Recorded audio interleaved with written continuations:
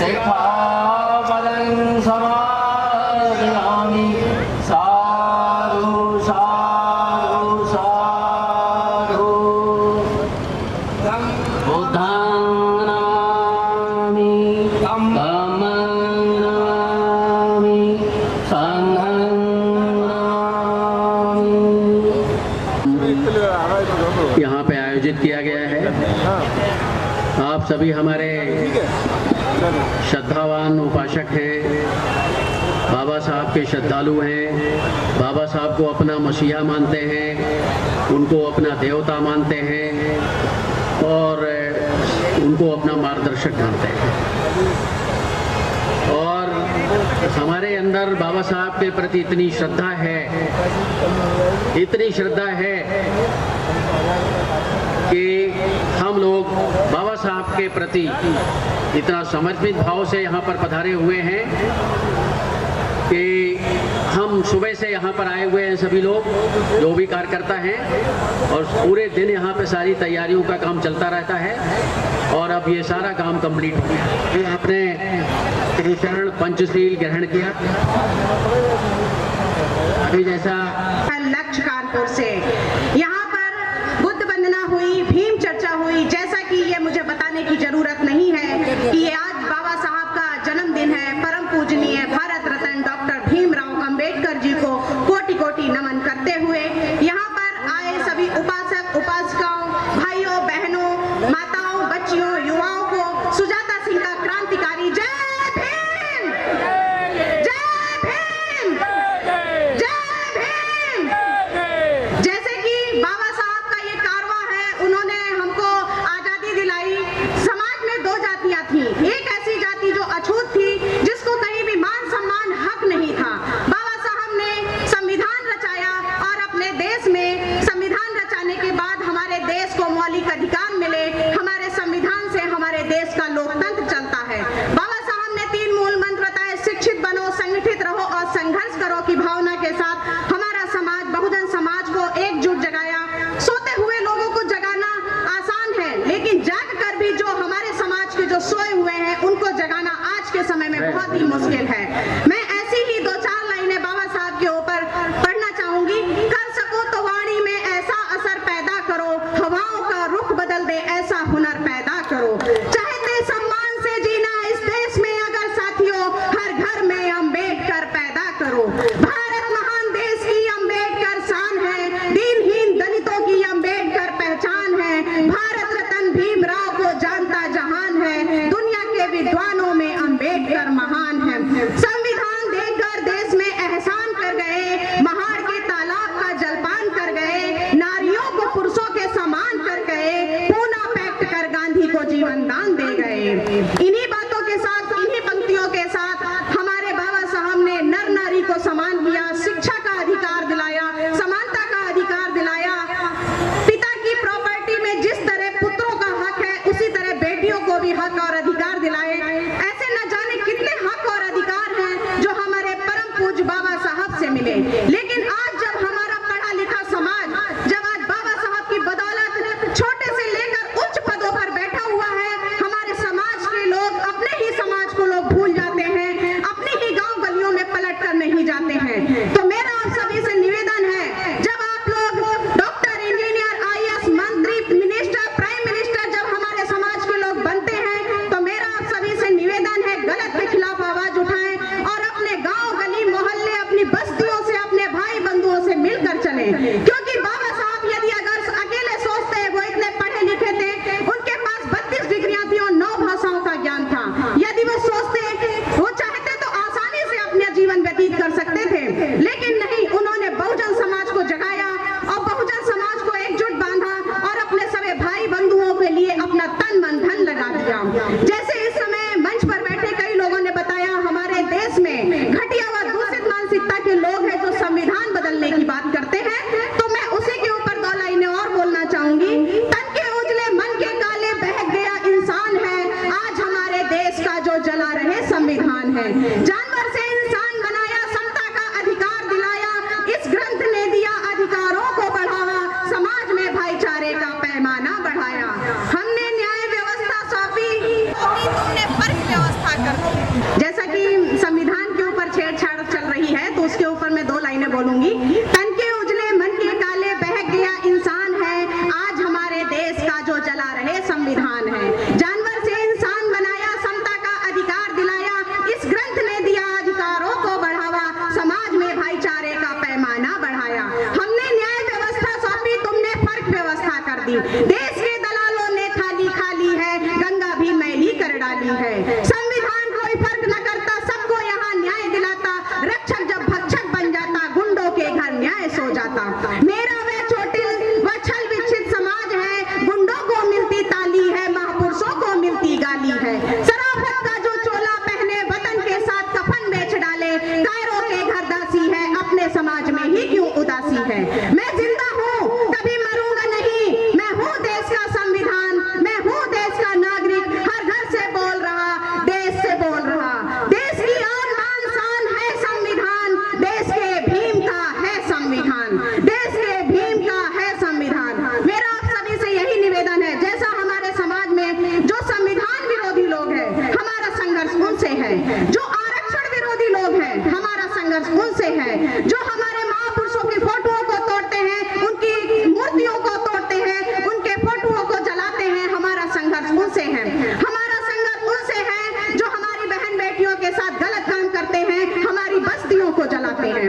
हमारा संघर्ष उनसे है जो हमारे दलित होने पर नहीं बल्कि हमारे अम्बेडकरवादी होने से चिढ़ते हैं। तो मैं, हमारा बहुजन समाज, हमारा लक्ष्य संगठन, हमारा ऐसा पूरा विरोध करेगा ऐसे दूषित व घटिया मानसिकता रखने वालों का।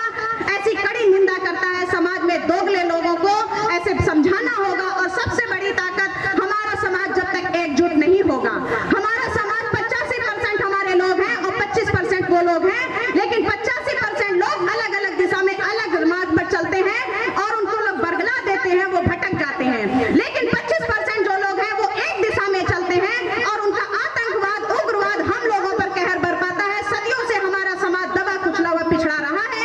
आज भी संविधान लागू होने के बाद, जहाँ पर सभी धर्मों का समन्वय है, सभी जातियों को समानता का अधिकार है, उसके बाद भी इन लोगों का आतंकवाद कहर बरपा रहा है हमारे समाज में।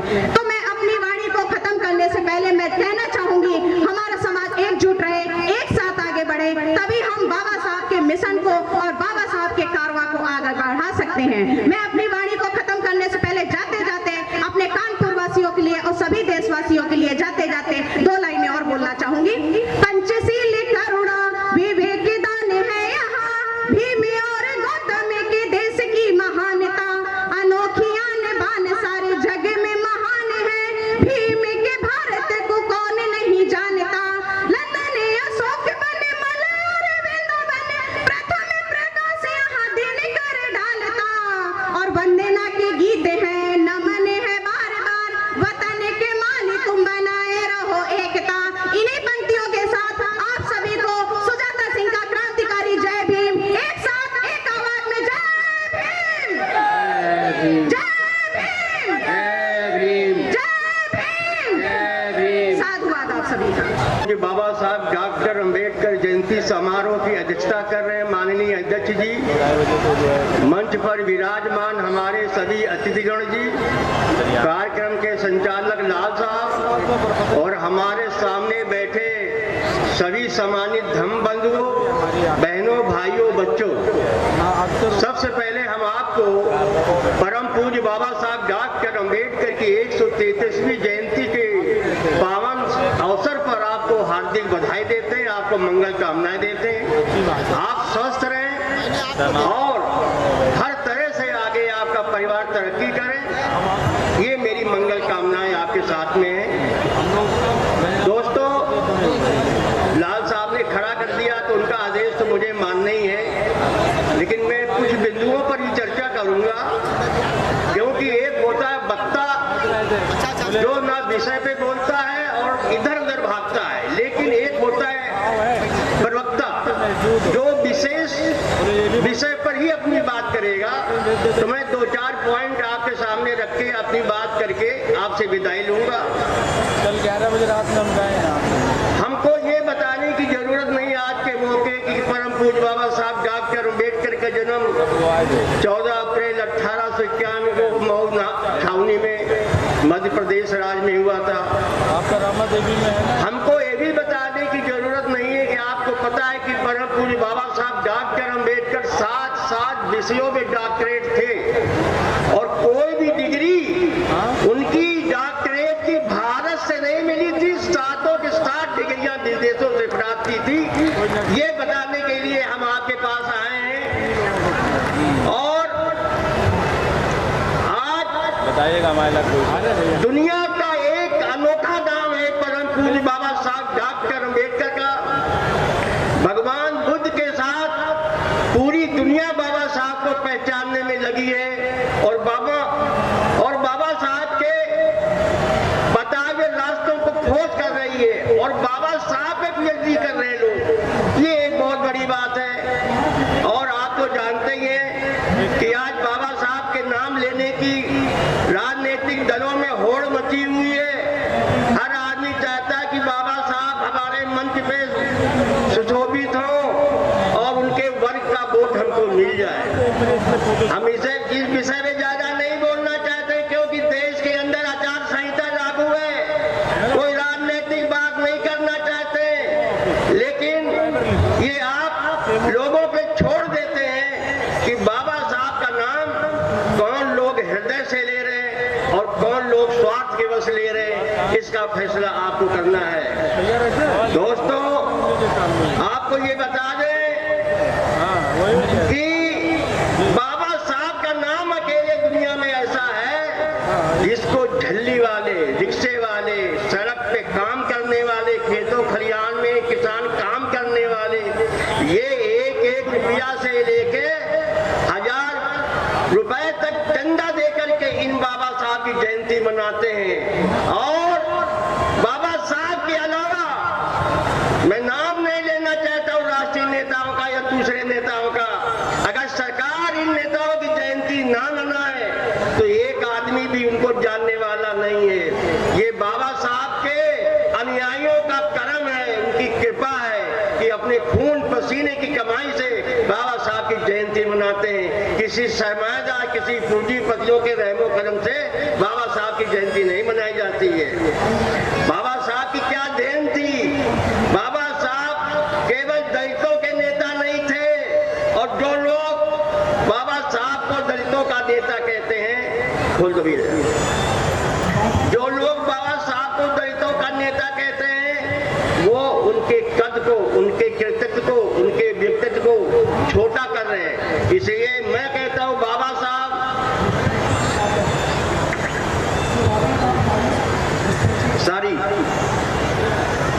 बाबा साहब किसानों के नेता थे। कैसे? अगर बाबा साहब को आपने पढ़ा होगा, बाबा साहब बहुत बड़े अर्थशास्त्री थे, इसलिए उन्होंने एक दामोदर घाटी की योजना बनाई। और अगर दामोदर घाटी की योजना ना बनाते, किसानों को आज भी खेतों और खलिहानों में पानी नहीं मिलता। इसलिए बाबा साहब का किसानों पे बहुत करम है, बाबा साहब का मजदूरों पे बहुत करम है। जो लोग कारखाने में काम करते थे देश की आजादी के पहले, उनको मालूम है कि कारखानों में 10-12 घंटे काम करना पड़ता था, लेकिन बाबा साहब के संविधान ने इनको 8 घंटे काम करने के लिए एक सुविधा दे दी और हफ्ते में एक छुट्टी का प्रावधान किया। और तीसरी सबसे बड़ी बात, महिलाओं के नेता थे बाबा साहब अम्बेडकर। महिलाओं को उनका एहसान मानना चाहिए, चाहे वो किसी जाति और धर्म की महिला हो। बाबा साहब का बड़ा करम है ऐसी महिलाओं पे। क्यों कि मैं एक छोटी सी बात कहूंगा, बहुत विस्तार में कहूँ नहीं क्योंकि हमारे तमाम वक्ता यहाँ पे विराजमान है। एक मैटरनिटी लीव होती है। मैटरनिटी लीव का मतलब जो महिला काम करने वाली है, चाहे वो सरकारी दफ्तर में हो चाहे प्राइवेट दफ्तर में हो, जब वो गर्भाधान की अवस्था में होती है तो उसको सरकार की तरफ से छुट्टी मिलती है। ये बाबा साहब की देन है। तो दोस्तों, इस बात को हमको भूलना नहीं चाहिए। अब बाबा साहब चाहते क्या थे? अभी मैं पढ़ रहा था कल परसों, बाबा साहब ने कहा था कि जाति सूचक शब्द मत लगाइए, क्योंकि बाबा साहब जाति व्यवस्था के विरोधी थे। वो चाहते थे कि चाहे कोई जाति हो, चाहे सवर्णों की हो, अवर्णों की हो, दलितों की हो, पिछड़ों की, कोई जात सूचक शब्द न लगाए। लेकिन बहुत लोग, हमारे लोग भी लगाते हैं और दूसरे लोग भी लगाते हैं। इससे केवल जातिवाद को बढ़ावा मिलता है और इसके अलावा इससे अर्थ सूचक शब्द लगाने से कोई फायदा नहीं। अब हमको करना क्या है? अब बाबा साहब के बताए हुए रास्ते को पे चलना है। हम आखिरी बात करके अपनी बात समाप्त करूंगा। क्या रास्ता था? अगर आप जाति से परेशान हैं, आप जातिवाद से परेशान हैं, आप छुआछूत से परेशान हैं, आप ऊंच नीच से परेशान हैं, तो आपको बाबा साहब के बताए हुए रास्ते पे बौद्ध धर्म ग्रहण करना चाहिए। कौन सा बौद्ध धर्म? जो 14 अक्टूबर 1956 को बाबा साहब ने नागपुर की पवित्र भूमि पे किया था। वो चाहते थे कि जो छोटी छोटी जातियां हैं, जो चमार, कोरी, धोबी, दानो, काहिल, गढ़िया, तेली, तमोली, जो अपने नाम के हैं, इनके साथ जो छुआछूत का बर्ताव किया जाता है, ये जब बौद्ध धर्म ग्रहण कर लेंगे तो जिस तरह छोटी छोटी नदियां जब समुद्र में मिलती हैं तो समुद्र का पानी कहलाता है। उस पानी के अंदर कोई ये नहीं कह सकता ये गंगा है, ये यमुना, ये त्रिवेणी, ये घाघरा है। इसी तरह जब आप बौद्ध धर्म ग्रहण कर लेंगे तो आपकी जातियां खत्म हो जाएगी, आपका मनोबल बढ़ेगा, आपका साहस बढ़ेगा। इसलिए आपको बौद्ध धर्म ग्रहण करना है। अब आखिरी बात मैं कहना चाहता हूं कि अक्सर अखबारों में ये बात आती है और जब आती है तो चर्चा बहुत होता है, दलितों पे अत्याचार, दलितों पे अत्याचार हो गया, पुलिस आ गई, उसने अपना काम कर लिया, सरकार आ गई, वो भी अपना काम कर लिया, हमारे नेतागण लोग पहुंच गए, वो भी अपने काम कर लिया। क्या इससे दलितों की समस्या हल हो जाएगी? कभी नहीं। सवाल ये पैदा होता है कि दलितों के साथ पिछले 5000 सालों से लेके आज तक अत्याचार क्यों हो रहा है? इस बात की खोज करनी है। ये कोई बहुत बड़ा विषय नहीं है। इसका एकमात्र 2-3 कारण है। पहला सबसे प्रमुख कारण है कि आप हिंदू धर्म की जाति व्यवस्था और उसकी वर्ण व्यवस्था के अंतर्गत अछूत है, दलित है, नीच है, इसलिए आपके साथ ये अत्याचार किया जाता है। अब इसका नतीजा क्या हुआ? जब इस देश के अंदर इतनी 85% जनसंख्या को अछूत करार दे दिया गया या दलित करार दे दिया गया तो इनके पास रोजी रोटी की समस्या आ गई। भाई दलितों को कौन नौकरी देगा? अगर बाबा साहब ने आरक्षण ना लागू करता तो हम लोगों को भी नौकरी ना मिलती। तो सवाल ये पैदा होता है कि दलितों के उसी पर अत्याचार होता है 2 लोगों पे, या तो जो कमजोर होता है उस पर अत्याचार होगा, या तो ईंट का जवाब पत्थर से देता है उसके ऊपर भी अत्याचार होता है। इसलिए ईंट के जवाब पे अत्याचार हो तो आपको पत्थर मारना पड़ेगा, इसके अलावा कोई रास्ता नहीं। अब मैं 4 लाइनें आपके सामने प्रस्तुत करूंगा, उसके बाद आपसे विदाई लूंगा। जुल्म के आगे दुश्मन भी झुक जाएगा, जुल्म के आगे दुश्मन भी झुक जाएगा, हौसला बुलंद रखोगे तो वक्त भी रुक जाएगा, हौसला बुलंद रखोगे तो वक्त भी रुक जाएगा। बाबा साहब कहते हैं कि अगर एक